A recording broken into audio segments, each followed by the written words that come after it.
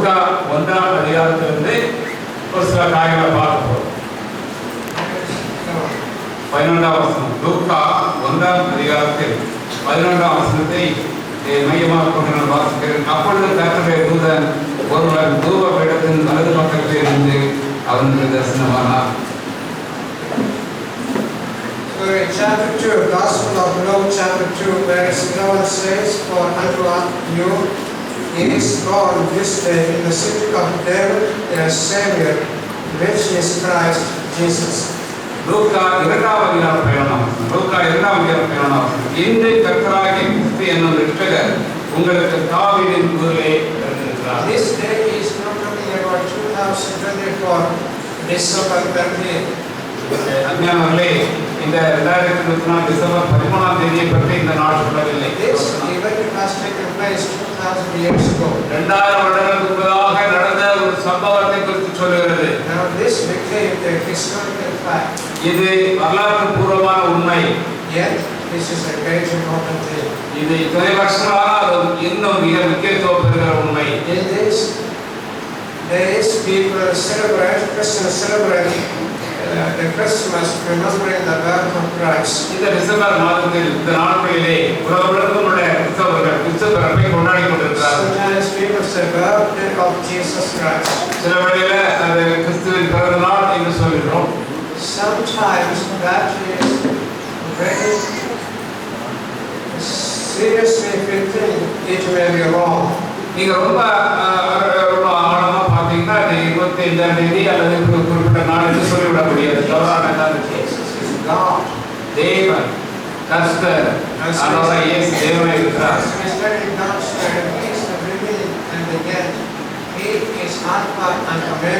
ஆண்டவராகிய இயேசு கிறிஸ்து நித்தியமானவர், ஆல்பா ஒமேகாவானவர், ஆதி மந்தமானவர். அவருக்கு ஒரு பிறப்பு.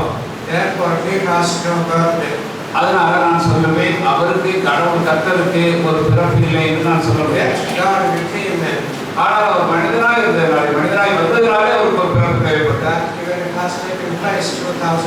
2000 வருடங்கள் முன்பதாக இந்த சம்பவம் உலகத்தில் நடந்தது, மிக பிரசித்தி பெற்றது. நாம் இப்பொழுது ஒரு குழந்தை இயேசுவை நாம் ஆராதிக்கிறோம். கர்த்தர் இயேசு கிறிஸ்து இப்பவும் குழந்தையாக இல்லை. இனிமேலும் அவர் குழந்தையாக இருக்க போவதில்லை.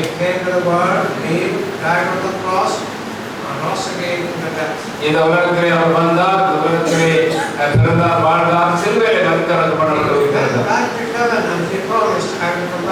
அவர் பரலோகத்துக்கு சென்றவர் மீண்டும் வரப்போகிறார். அவர் இரண்டாவது முறையாக வரப்போகிறார். நீங்கள் அவரை சந்திக்க ஆயத்தமா? நான் அதை தான் கேட்கிறேன். மிக முக்கியமான காரியம், நீங்கள் ஆயத்தம். Yet we just spent a few minutes about the first advent of Christ. ஆயிரம் நாம் இந்த நாட்களிலே கிறிஸ்துவின் முதல் வருகையை குறித்து கொஞ்சம் சிந்தித்து பார்ப்போம். You know what they say, just to recite it, just to arrange it orderly, only that much. நமக்கு தெரிந்த காரியங்களை குறித்து தான் பேசுகிறேன். இருந்தாலும் மறுபடியும் சொல்லவும், மறுபடியும் ஒரு குறிப்பிட்டு பேசவும் நான் விரும்புகிறேன். The birth of Christ was a unique birth. அருமையானவர்களை, கிறிஸ்துவின் பிறப்பை குறித்து பார்க்கலாம். அது மிக சிறப்பானது, மிக தனித்துவம் வாய்ந்தது. Uniqueness of Christ coming from this earth. ஆண்டவராகிய இயேசு கிறிஸ்துவினுடைய தனித்துவம், இந்த பூமியில வந்த பிறப்பு தனித்துவம் பெற்றது. Why did we say it is so unique? It is because of the prophecies in the Old Testament. அருமையானவர்களே, இது ஏன் முக்கியத்துவம் பெற்றது? ஏனென்றால் பழைய ஏற்பாட்டின் தீர்க்க தரிசனங்கள் எல்லாம் அவருடைய பிறப்பை குறித்து சொல்லுகிறது. Some areas we found before the birth of Samuel, God revealed about Samuel's birth. சில வாழ்க்கையை, சிலருடைய வாழ்க்கையை பார்த்தால் சாமுவேல் எடுத்துக்கொள்கிற பிறக்க சொல்லப்பட்டது, அவர் பிறப்பார். The same way John the Baptist and Samson, some of these God declared just before their birth. சிம்சோனை குறித்து, யோவான் ஸ்நானனை குறித்து அவர் பிறப்பதற்கு முன்னதாக இப்படி ஒரு குழந்தை பிறந்தது சொல்லப்பட்டது உண்மைதான். We found that Isaac God was revealed, or God pronounced 25 years before his birth. ஈசாக்கு என்ற குழந்தை ஆபிரகாமுக்கும் சாராவுக்கும் பிறப்பதற்கு முன்பதாக 25 வருஷத்துக்கு முன்பதாக அவன் பிறப்பான் என்று நீங்கள் ஆதியாகமம் 17ஆம் அதிகாரத்தில் சொல்லப்பட்டது. In the coming of Christ, and that is not just 1 year ago, or 25 years ago, or 100 years ago. ஆனால் ஆண்டவராய் இயேசு கிறிஸ்துவின் வருகை ஏதோ ஒரு வருஷத்துக்கு முன்னால அல்லது 25 வருஷத்துக்கு முன்னால அப்படி கிடையாது.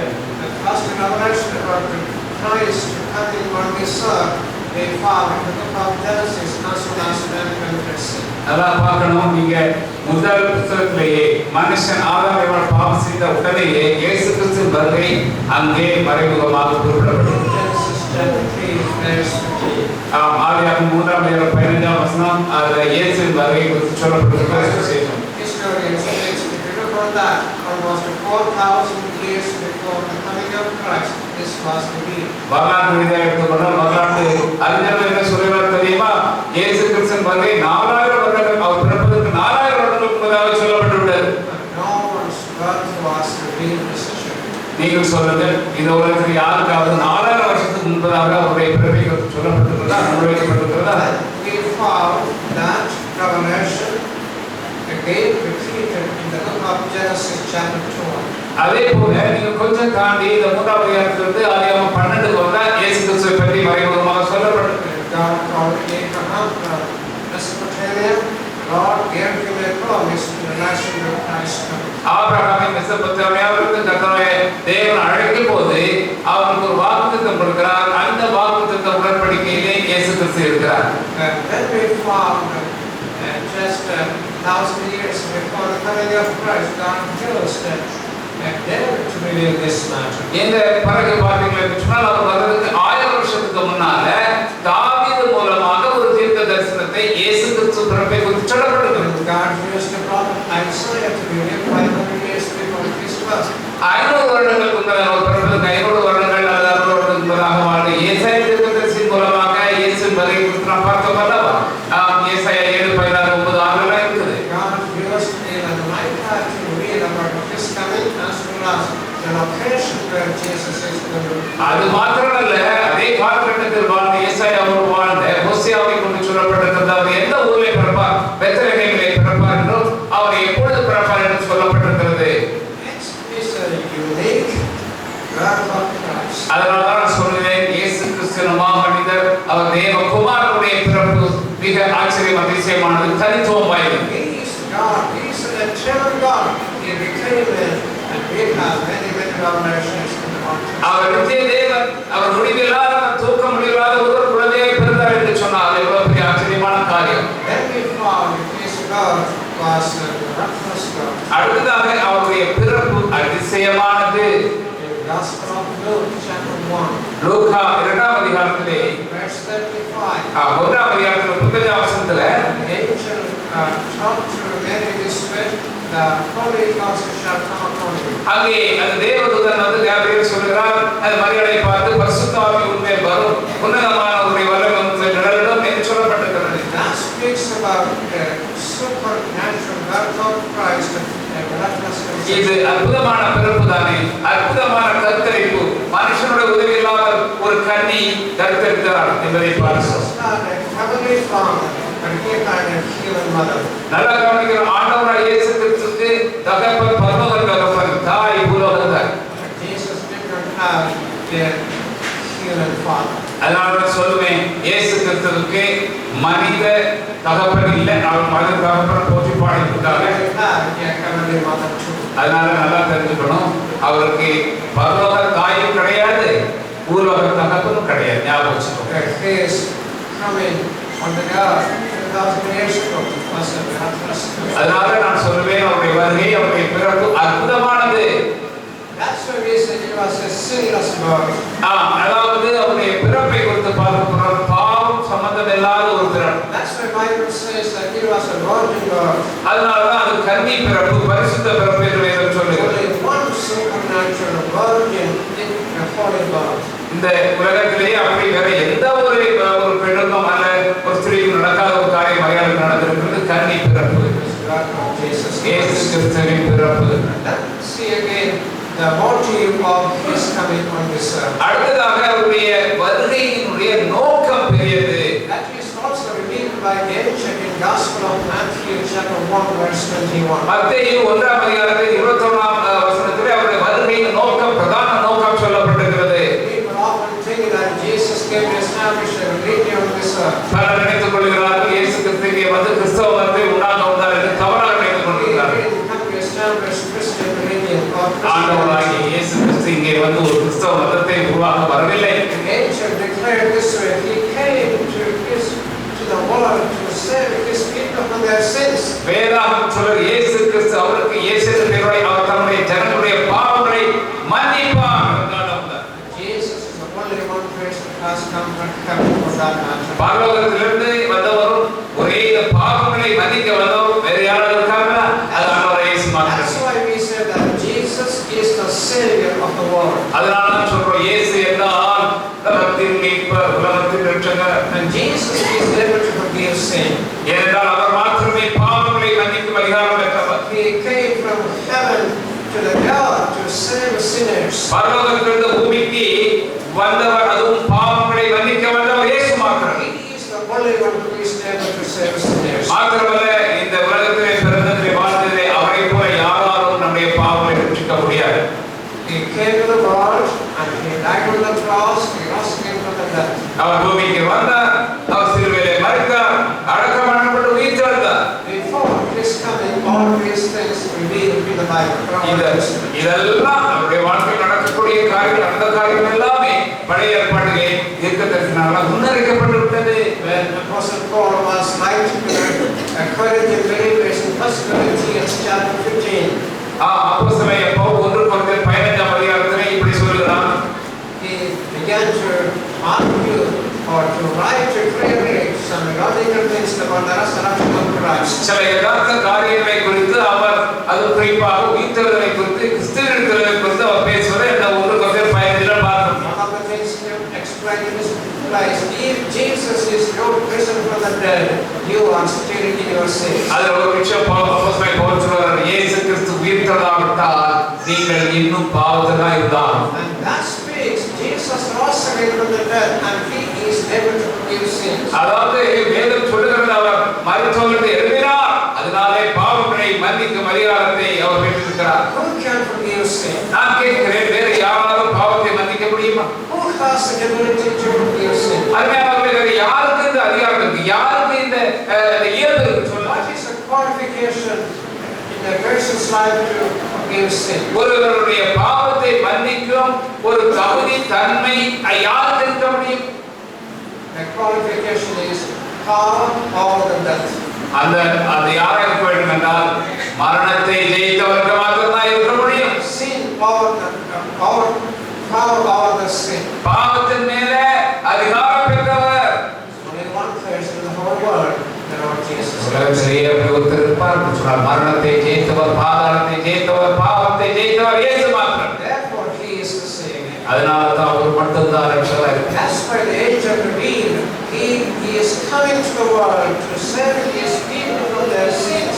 He is the Savior. அதனால தான் அந்த தேவதூதன் சொல்லுகிறார், வரப்போகிறவர் இயேசு ரட்சகர், பாவங்களை மன்னிக்கிறார். Many people celebrate many Christmas, but they did not receive the forgiveness of sin now in their life. நான் பார்க்கிற ஒரு காரியம், ஒரு சோகமான காரியம், நன்றாக கிறிஸ்தவர்கள் கிறிஸ்துமஸை கொண்டாடுகிறார்கள், ஆனால் பாவ மன்னிப்பை பெற்றுக் கொள்ளாமல் கொண்டாடுகிறார்கள். And see, one more thing from this place, the purpose of His coming.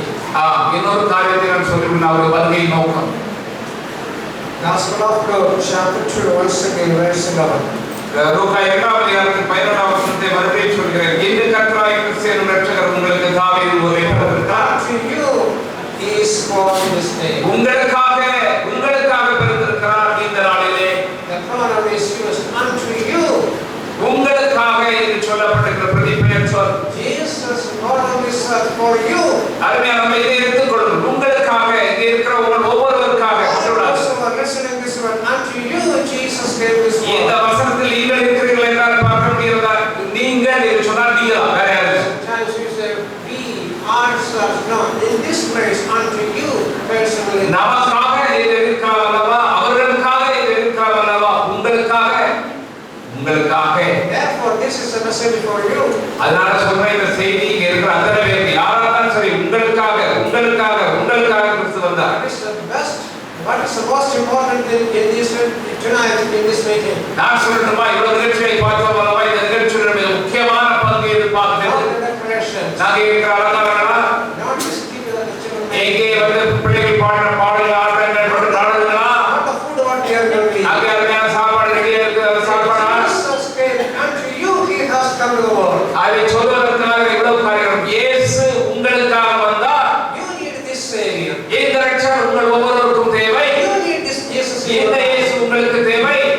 might have celebrated so many Christmas. அருமையானவர்களே, நீங்கள் பலமுறை கிறிஸ்துமஸை கொண்டாடி இருக்கிறீர்கள்.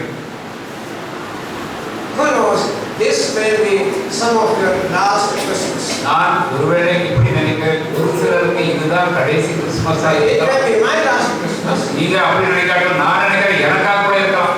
Don't accept Jesus in your heart. ஒரு காரியத்தை சொல்ல, எதை தள்ளி போட்டாலும் சரி, இயேசு கிறிஸ்துவை ஏற்றுக்கொள்வதை தள்ளி You போடாது. may not be able to see the next big Christmas. ஏனென்றால் அடுத்த கிறிஸ்துமஸ் வருமா யாருக்கு தெரியும்? And this is the best opportunity in our life to accept Him. அதனால சொல்றேன், அருமையானவர்களே, இதுவரை இயேசுவை ஏற்றுக்கொண்டவங்க யாரா இருந்தாலும் சரி, இன்றைக்கு இயேசுவை ஏற்றுக்கொள்ளுங்க. இது போல ஒரு தருணம் எனக்கு கிடைக்காது. Jesus be born in your heart tonight. இன்றைக்கு இயேசு கிறிஸ்து உங்கள் இருதயத்தில் ராஜாவாக ஏற்றுக்கொள்ளுங்க. That's why the Lord will be unto you. Jesus is born in this city. அதனால தான் சொல்லப்பட்ட கர்த்தராகிய கிறிஸ்து என்ற ரட்சகர் உங்களுக்கு பிறந்திருக்கிறார். Do you like to take this Jesus in your life? நான் கேட்கட்டுமா அருமையானவர்களே, நீங்கள் இயேசுவை உங்கள் உள்ளத்தில் ஏற்றுக்கொள்ளுங்கள். You may be the best person in your life. உங்க வாழ்க்கையிலே நீங்க தான் சிறந்த நபர். யார் தெரியுமா சிறந்த நபர்? நீங்க தான். ஏன்னா இயேசுவை ஏற்றுக்கொண்டதுனால நீங்க சிறந்த நபர். That may be the best Christmas in your life. இயேசுவை ஏற்றுக்கொண்டவர்களா இருந்தால் அதுதான் சிறந்த Christmas. Let's bow down before God. கர்த்தருக்கு முன்பாக நம்மை தாழ்த்துவோம். தலைவை தாழ்த்துவோமா? தலைவை தாழ்த்து ஒரு நிமிஷம் நம்ம ஜெபிக்க போகிறோம். அருமையான பாசம் கிறிஸ்தோபர்கள் இருக்கிறார், கொஞ்சம் வாங்க. அதனால தலைவை தாழ்த்தி சொல்லுங்க, தலைவை தாழ்த்தி கொள்ளுங்க. இந்த வேளையில உங்களுக்கு ஒரு கேள்வி, உங்களுக்காக சொல்லப்படுகிற ஒரு காரியம், அருமையான செய்தி. ஒருவேளை இதுவரைக்கும் யாராவது கர்த்தரை ஏற்றுக்கொள்ளாமல் இருந்தால், கர்த்தரை இதுவரைக்கும் ஏற்றுக்கொள்ளாமல் இருந்தால், இந்த வேலையில ஒரு முடிவு எடுத்துக் கொள்ளலாம். தலையை தாழ்வுங்க. ஒரு நிமிஷம், 2 நிமிஷம், அப்புறம் நம்ம சாப்பிட்டு போகிறோம். அவ்வளோதான், வேற ப்ரோக்ராம் நீ போகுது. சரி, நான் உங்களை பார்த்து கேட்குறேன், ஒருவேளை ஆண்டவரை ஏற்றுக்கொண்டவர்களாக இருந்தால் நீங்கள் பாக்கியவான். அவர் சொல்ல சரிதான். அடுத்த கிறிஸ்துமஸை நம்ம பார்ப்போமா தெரியாது. ஒருத்தர் சொல்றாரு, 3ஆம் உலக போர் ஆரம்பிச்சிருச்சு. நம்புங்க, ஆரம்பிச்சிருச்சு.